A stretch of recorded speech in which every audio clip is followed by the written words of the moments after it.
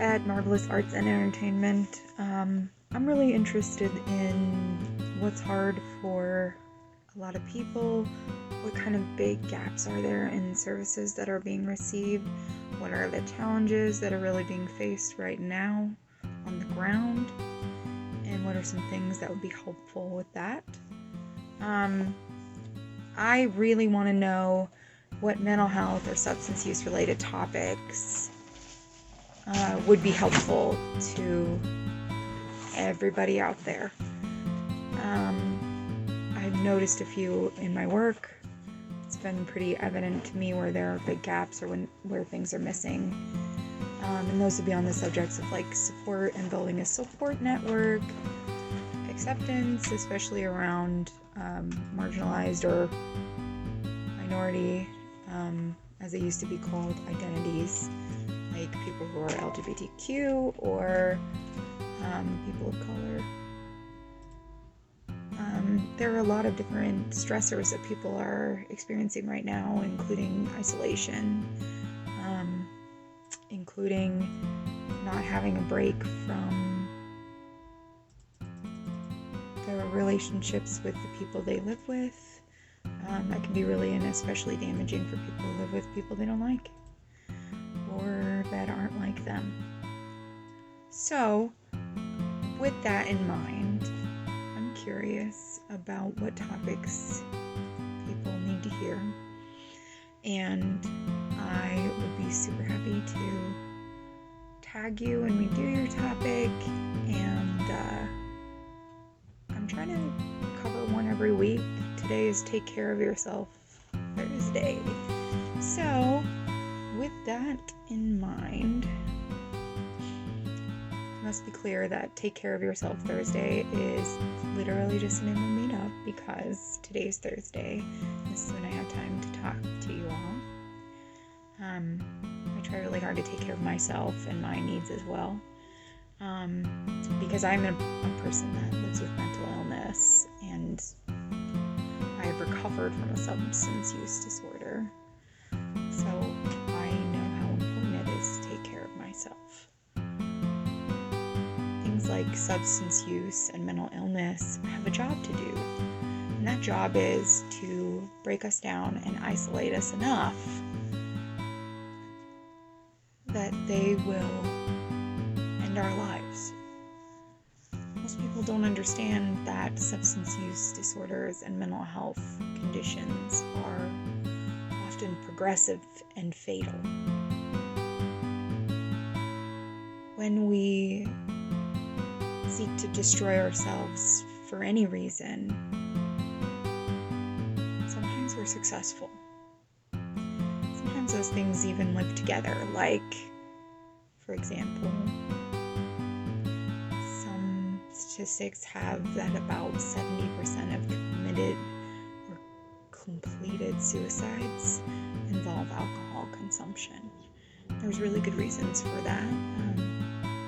It gets rid of inhibition, which means your best impulse control and problem-solving thinking is shut off.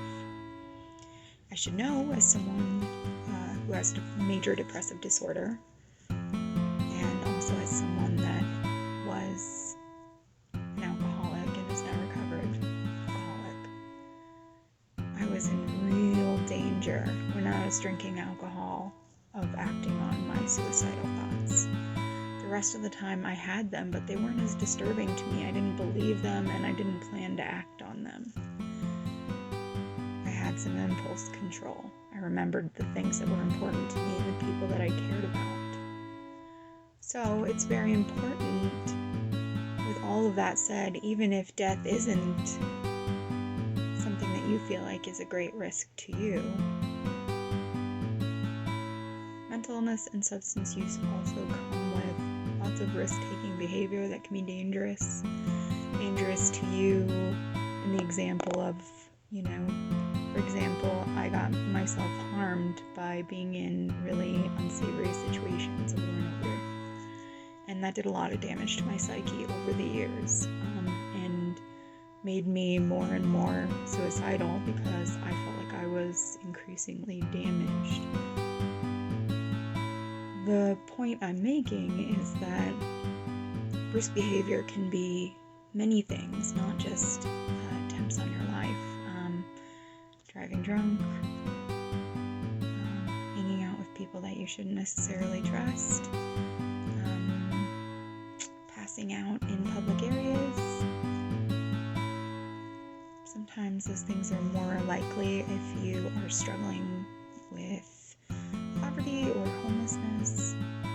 But the point I'm making is that our mental illness and our drug addiction, our behavioral addiction, can be very dangerous. It is a battle that you're fighting every day. You're fighting your own brain to get anything done, which I think, first of all, you should give yourself some fucking credit for, because it's incredible. But secondly, it's really, really hard, which means you need to do everything you can do to support yourself and to take care of yourself, or you may not survive. Your mental illness or substance use may be successful in breaking you down and isolating you enough that you end your life. And that might not be a fast way, because substance use can even be just a really slow form of suicide. It may not be actively trying to kill yourself, but it might be caring very little about whether you live or die. It might look like increased attachment. It might look like increasingly risky behavior. All of those things are not happening to you because you're a bad person. They're happening to you because you're a hurt person. And that may be for many reasons that may not even look like what you think hurt looks like. It doesn't have to be physical hurt. It could be emotional. It could just mean that you haven't had your emotional needs met. That can have all kinds of consequences for human beings.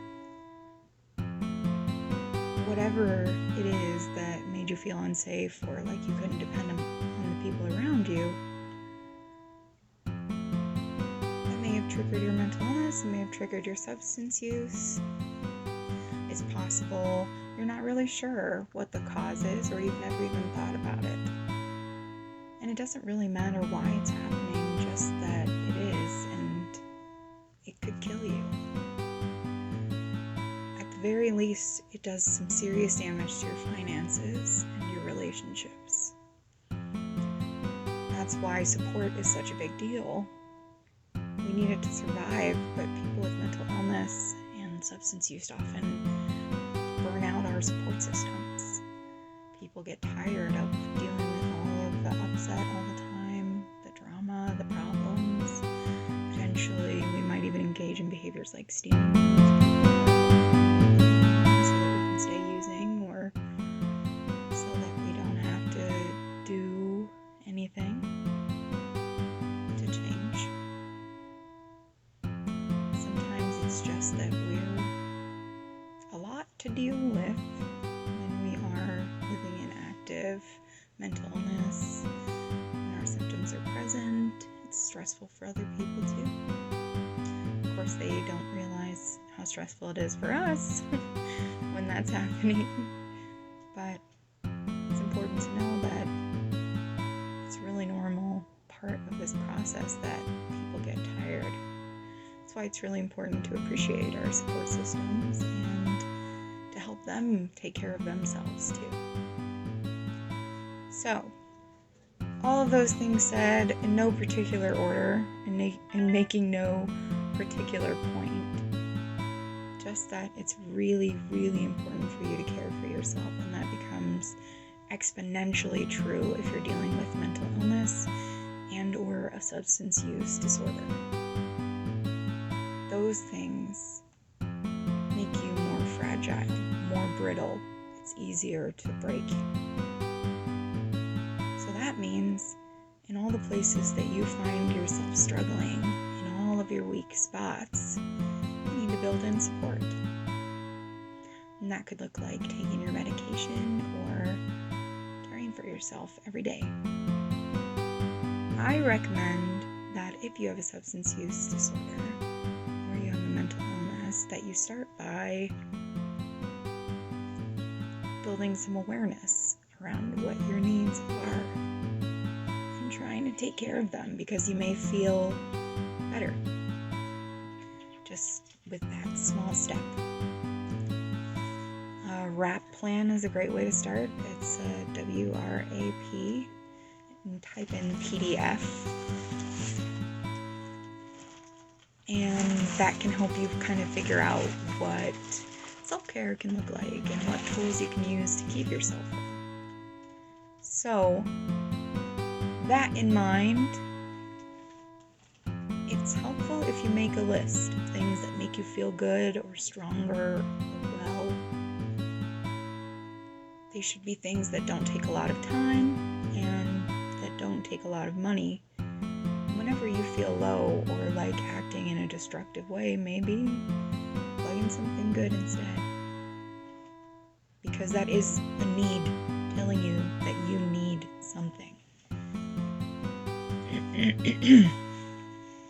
And it might be more effective to actually fill that need rather than getting any substance and pouring it all over it, or figuring out some behavior that's going to help you feel okay for the moment, but leave you feeling empty overall. I want you to go out there and take care of yourselves, whatever that looks like for you. I want you to flex your Google flu and get real strong looking up the information that you need to care for yourself. You can look up topics. There's great information out there. I recommend that you look up a workbook, though, because that can help you figure out how that information can apply to your life. It's not just about knowing, although knowledge is power, with the rainbow, but it's very important that you know what to do with that knowledge on the ground, because knowing all the things in the world will not make you feel better.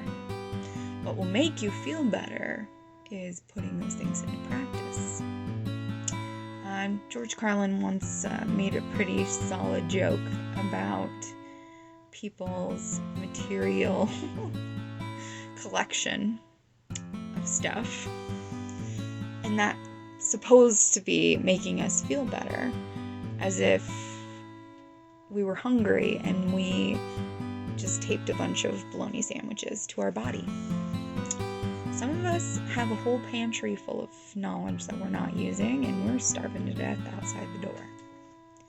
So, figure out what you need, and then actually do that thing. A great way to build a new habit with that is just like Pavlov. If you do a good thing, do the thing that you're trying to build into a habit, give yourself a small treat. Keep little candies around and give yourself one candy every time you practice the behavior. Do something that you really enjoy every time you practice the behavior. Watch an episode of your show after you practice it. Whatever it is that makes you feel good. And I want you to keep in mind that the best self-care is having a supportive environment and supportive people around you. And no matter what kind of life you're living or who you are, we should all have at least one person we can talk to, even if they're a professional, and at least one place that feels safe to us, even if it's just like a beanbag next to a bookshelf. Even if it's a place that you have to create in your mind, there are lots of great visualization activities. And that's how I had to start, because I didn't live in a home that I felt safe in. I started learning to visualize a safe place. So go on out there and take care of yourselves and take care of each other. This has been Ravings with Raven Morning Dove.